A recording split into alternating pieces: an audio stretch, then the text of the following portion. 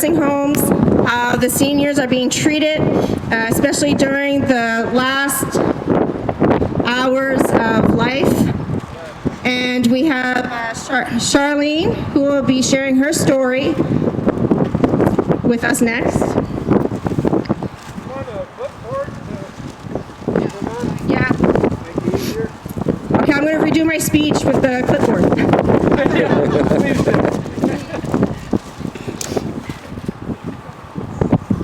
And I'll do the retape. Yeah, we'll just redo that all over because yeah, it's our reset.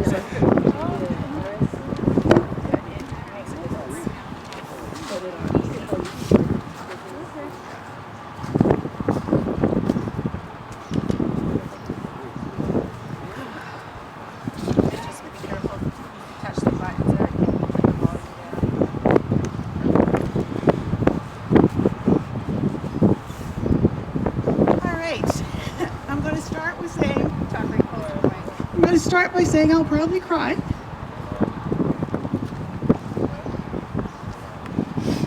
But I need to do this.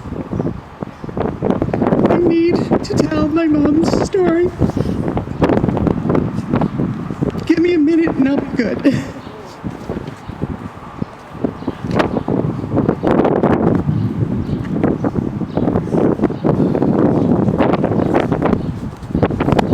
Two weeks ago today, at noon, I was at my mom's bedside.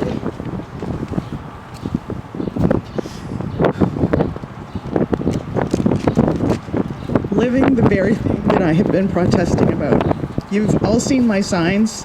Our seniors deserve better than solitary confinement. And our seniors dying of loneliness and heartbreak is still dying. And that is what I lived for one of the most horrible 6 days of my life, alone because of government regulations and lockdown protocols. I knew as I sat there in her room for 4 days, the last 4 days where I was allowed to be with her, that I had to share her story. And so that's what I'm doing with you today, and hopefully we will have it shared in Drothers in the next couple of months. If I break down again, give me a few seconds, I'll regroup. Yeah, you got this. So, as you all know, my name is Charlene, and I need to share the story of my mom's last week of life. Before I begin my story, I want you to think about this. If you have an elderly parent, RCMP officers, I would really love it if you would do me the respect of listening to this. If you have an elderly parent, grandparent, spouse, or sibling who may pass in the next year, ask yourself which two family members should be allowed to be with your loved one when they die. Only two. Also, would you want to be alone to watch your loved one die? These are a couple things to consider as you read my story, or in this case, listen to my story. For many people right now, one of the greatest fears is receiving a phone call that your loved one is dying of COVID. Now substitute the word COVID with your mother has stopped eating, has stopped responding to us, her usual smile is gone from the effects of too much isolation. And there is no difference in the overall effect of the phone call that I received on February 9th, 2021. In an instant, my world was shattered and my heart broken. And made so much worse because I was not allowed in the free country of Canada to get in my car and go to her. The next day was spent agonizingly waiting for the doctor to see my mom sometime between 10 and 2 and call with an update. I finally received the call from the doctor a little after 3. He confirmed that her heart, lungs, stomach were all working just fine, and her thyroid was balanced. There was no medical reason for the sudden change in my mother's health condition. He said he would put her into palliative care that afternoon, which I agreed was the best thing based on our conversation. So the next day, Thursday, I would finally be able to go see my mom, as she was going to be in palliative care. But when I asked if my brothers could make arrangements to come, no one in the home, not the doctor, not the director of care, no one knew the answer, given our government has changed our fates from red to orange, and they make additional changes every time.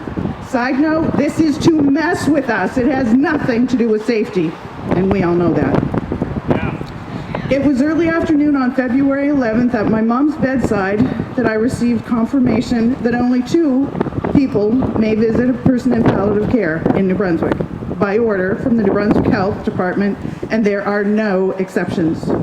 Also, only 1 person may be there at a time.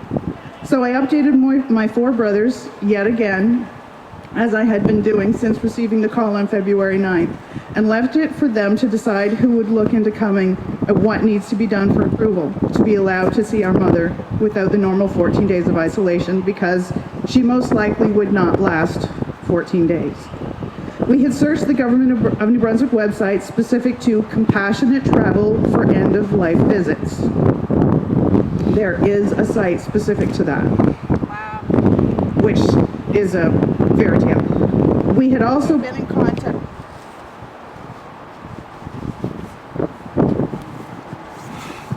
Hello?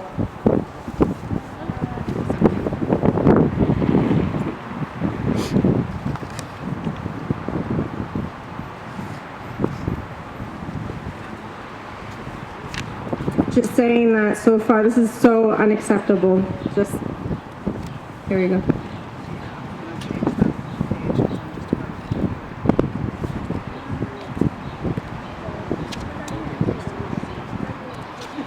You're supposed to make one. Right. There you go.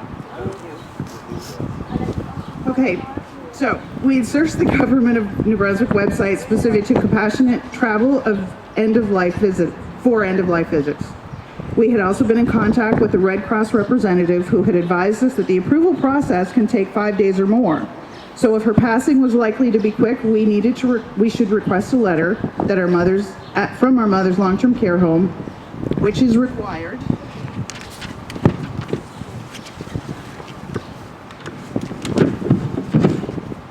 Which is required for approval for out of province or out of country, which all 4 of my brothers are.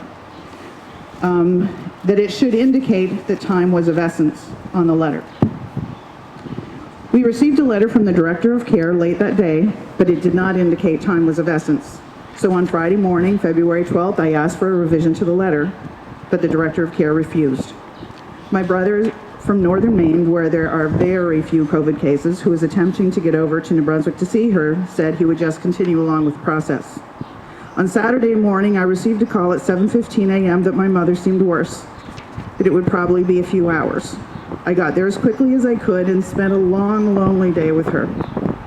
There was no change in my mom all day, and no response from me talking to her, which I did multiple times throughout the day.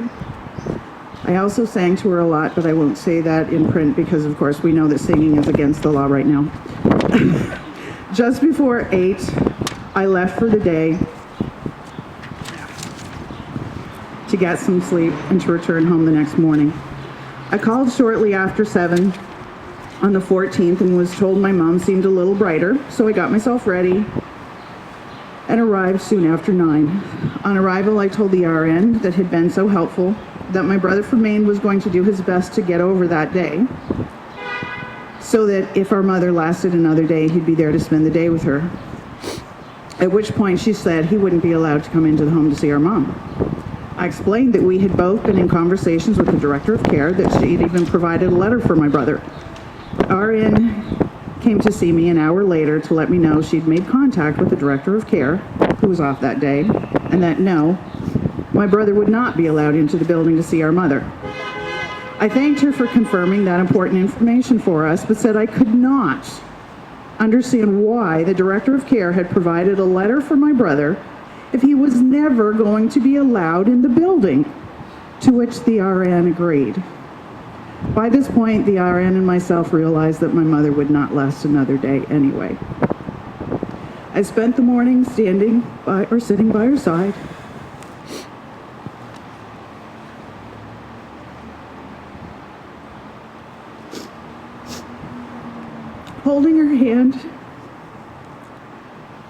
reminding her of the multiple things she had done for me, for her family, for her community. She was an amazing, kind, generous woman who most people described as sweet. It was an honor and privilege to spend the last 4 days of her life with her, and those last moments that she and I spent together were surprisingly peaceful. As my mom's and our family's faith left us no doubt that she would be leaving to join my dad, the love of her life, in heaven. She passed very peacefully just after noon on February 14th, 2 weeks ago, just 5 days after I had been notified that she was not well. The good part of the story is that I got to spend her last 4 days with her.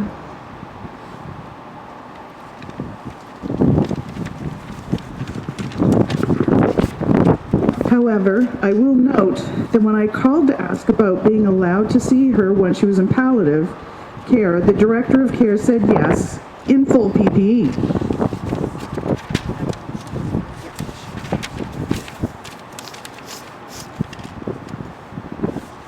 I described how I had visited when I had been allowed to visit her in November and December, with a mask, a disposable gown, my hand sanitized, and of course taking my temperature to ensure I wasn't sick.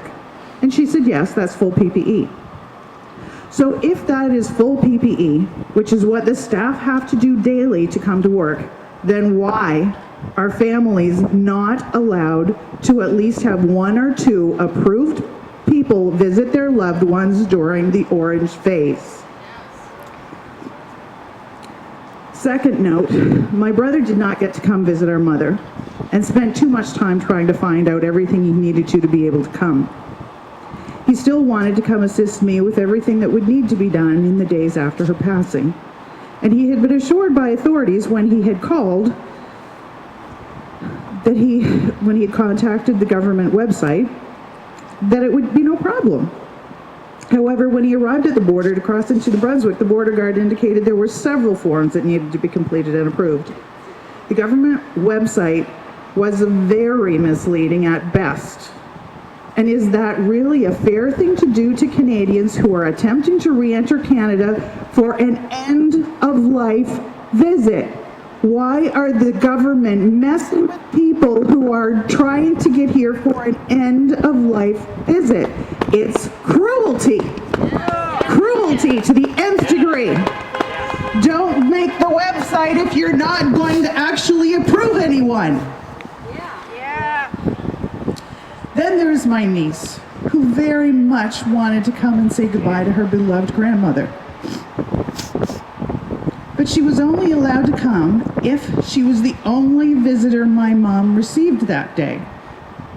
I couldn't go be with my mom and leave for my niece to spend an hour with her and then come back. I couldn't wait for my niece to come in the morning and then come after she left to go spend the remainder of the day with her. How is that a safety concern for my niece and I to both see my mother at different times during the same day? Particularly if we're not in the building at the same time and both adopting full PPE. If I am safe to enter the building with full PPE and my niece is safe to enter the building with full PPE, what possible difference does it make whether the sun has set or not? Right. This is not about safety. This is about rules, and only about rules. It has nothing to do with the safety of these wonderful seniors who are locked away from family, from smiles, hearing muffled voices for a year now. And I can tell you as a side note that multiple staff told me during the few days I was there, they were all seeing serious changes in multiple of the seniors there. I was told unofficially, and I won't give you the number, but I was told by people the same number. And I can tell you that there are more seniors that have died in my mom's home in 2021 from nothing other than the effects of isolation than we had die from COVID in 2020. In one senior's home. one senior's home. It's criminal what they're pretending to save our seniors from COVID while they're actually going to see the destruction and death of many this year from isolation, but nobody's going to record those deaths, so no one will ever know. No one will ever report it.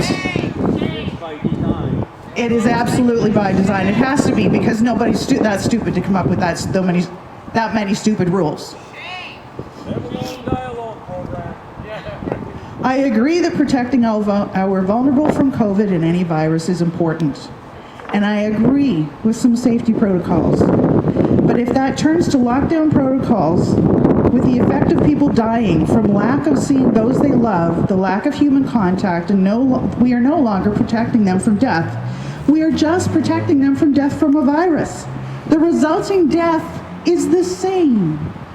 If we truly care about protecting the lives of our vulnerable seniors, we as a society need to start caring for them as a whole person and take their quality of life into consideration. Lastly, I have one additional note. At one point on Saturday, my longest day there, I was so hot, especially from the mask. I would have loved to have stepped outside for just a breath of fresh air for a couple of minutes to cool off. But if I left the building, I couldn't return. Does that make sense? There's no safety reason for that. I wanted some ice water. I was so hot. But I was also not allowed to leave the room for safety reasons without an escort. So I had to wait for someone to come check on my mom to ask for a cold glass of water. In Canada. Yeah. It was like spending a day in isolation, and my heart broke at what our seniors have been dealing with for weeks and months at a time in 2020. What horrors are they doing to people like my mom? Thank you for listening.